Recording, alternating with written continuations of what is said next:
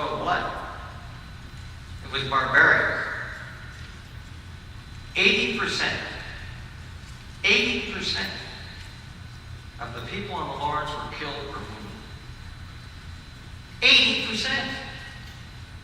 83 men of the 110 were wounded or killed. Every single officer was wounded or killed on the Lawrence, except one, Perry. Perry, who was a natural leader, he had walked up and down before the battle began, saying, "Well, how you doing, boys? These are the boys from Rhode Island. I know you'll do your duty. And you're the guys from the Constitution. And everybody knows you who know how to do your duty. And to others, be brave, men, be brave. Today is our day." He even talked to every gunnery crew. And throughout the entire battle, he had his 13-year-old son with him. Not his son brother, who was below death. It's important for you to know that Lawrence delivered tremendous punishment to the Detroit. Those short guns, when they opened up, delivered great punishment to the Detroit and the Charlotte. Although much of the destruction to the Charlotte came from the Caledonia. In later accounts, I was surprised to find that the commander of the Charlotte said the group that gave them the most trouble was the Caledonia, whose long guns battered them as they moved into range. They only had a couple of them, but they did a lot of damage. And so it's important for you to know that the Charlotte and the Detroit were beat up as badly as the Lawrence was. As a matter of fact, Barclay got a 7th wound, where a huge piece of timber flew into his thigh. They had to take him down to get it out. He had to crawl back up on deck, Barclay, who had only one arm. The British suffered greatly as the Americans pulled into position. So was Perry impetuous in getting out in front? Did he outrun all of his ships? Did he take that terrible punishment because he was in front? But it's also true that he delivered great punishment to the Detroit. In the end, after a couple of hours of battle, as you look at C2, the Lawrence and the Detroit, because the Charlotte was punishing them also, the Lawrence had one gun left. One gun still firing. One. And Harry was helping to fire that one. Finally, that gun was knocked out. And the Lawrence was a floating wreck. The only thing left to do was surrender. If you wanted to stop any more loss of life, you couldn't fight. What were you going to do? Throw rocks at them? They stopped firing. And Perry, who, as I mentioned earlier, probably should have surrendered at that point, told his second in command, "I'm going to leave the ship. I'm going over to the Nile. Get a rope. There's a rowboat. They were trailing behind them. I'm going to get in the rowboat, and we're going to head. Some of us, 4 men, are going to row me over to that Nile, which was only 10 minutes away, 5 minutes away. If there's a victory to be won, I will win it today. If there's a victory to be won, I will win it. After I leave, haul down. Before I leave, haul down. Don't give up the ship." Isn't there a bit of irony in that? Don't give up the ship. Came down, and he said, "Give up the ship, but I'm taking the flag with me. I'm taking that flag with me." And he got into this rowboat. And by the way, the British saw the Lawrence suddenly stop firing. And as they saw them suddenly stop firing, they thought it was over. And the British man, what was left of it, started to strike up another tune. The battle is over, and we have won against incredible odds. They thought they'd won. And then they saw Perry in a rowboat heading for the Nile. And Barclay saw what was going on. And he ordered the men in the sails, the snipers, to start shooting at him. And they turned what guns they had left to shoot at him. So if you want a Hollywood, what could Hollywood do with this? I mean, this deserves to be made into a movie. He's going across in a rowboat with 4 men rowing him, with shots on either side exploding, and snipers firing, trying to hit him. Talk about Perry's luck. He gets to the Niagara, and he climbs aboard, and is met by Elliot. Elliot thought that he was in command now. He thought Perry was dead. The Lawrence was dead in the water. There were no guns firing. The flag was being hauled down. And he thought he was in command now. And suddenly Perry arrives. Climbs aboard. And what does Elliot say? How goes the day? How would you respond to that? Now at this point we don't know what happened. According to Elliot later, Perry was shaking like a leaf. That's what Elliot said. He was shaking like a leaf. And he said, not very good. I've lost 80% of my men. And the damn gunboats have not come up fast enough. They ruined us.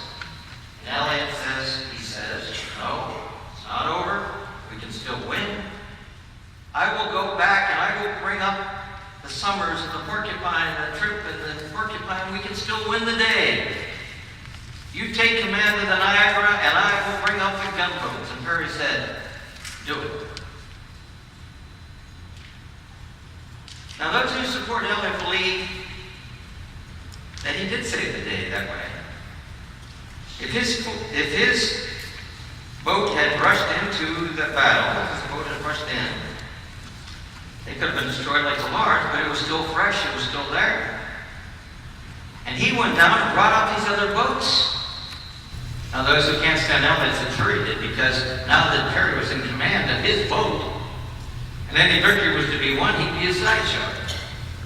So he had to do something. Neither side gives anybody any credit for what they've done. At any rate, Elliot leaves to bring up the other ones. Perry takes control of the Niagara, and then decides to sail into the battle. It's not over.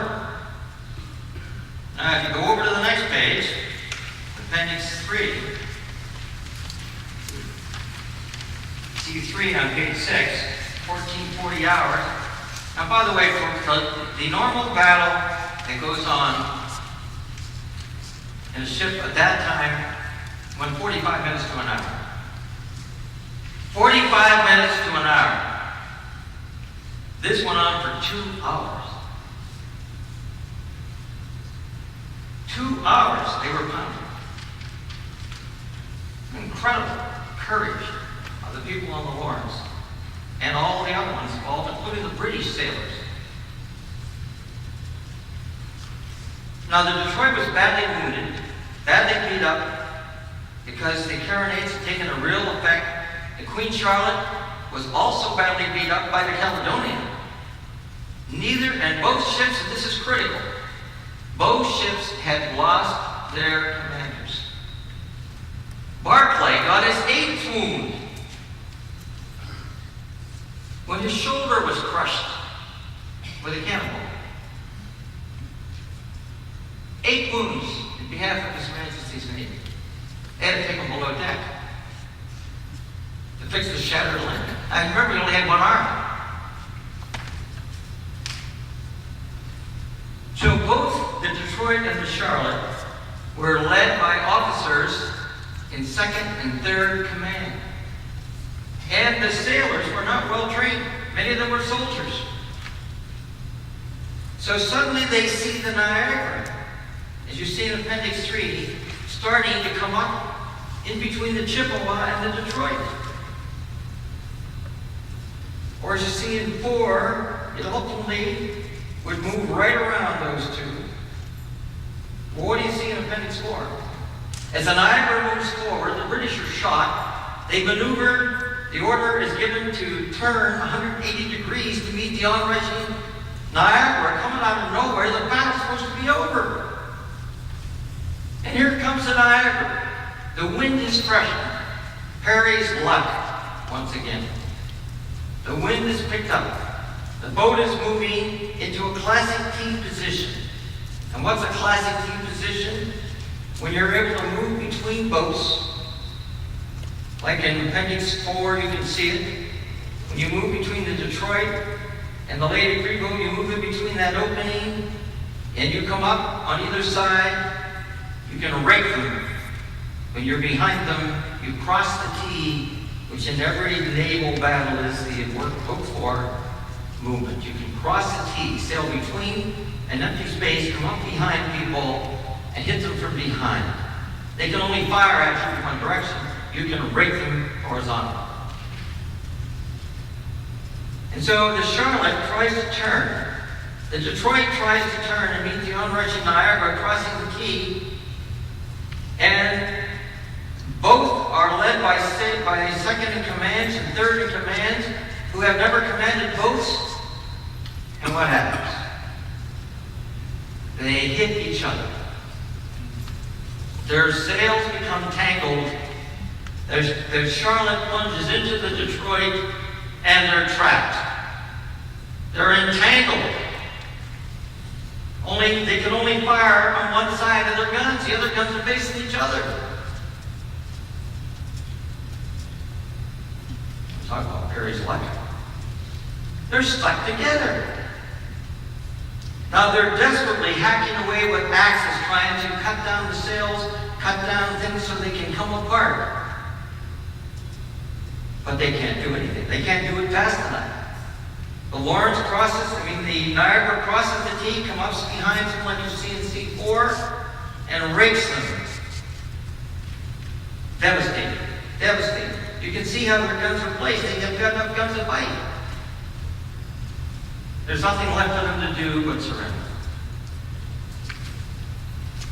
There's nothing left because they'll be completely destroyed. Because all the Niagara has to do is keep sailing around and around and around, blasting them. It's hopeless. And finally, the seconds in command raise the white flag to save what's left of their men. The first person aboard, by the way, who's come up very quickly is Elliot. He comes aboard the Detroit. They take him down to see Barclay, and Barclay offers him a sword, and he says, "Well, I can't give you the sword. I can't take your sword." He says, "That's for Perry." He slipped him, by the way, and fell on the deck. He slipped on all the blood and fell down. He looked pretty beaten up himself, but it was a great moment. That's how the Battle of Lake Erie ended. It was a great victory. The greatest defeat ever suffered by the British Navy up to that point. Only rarely did they lose an entire fleet as they did that day. And so the Niagara finishes off what the Lawrence started.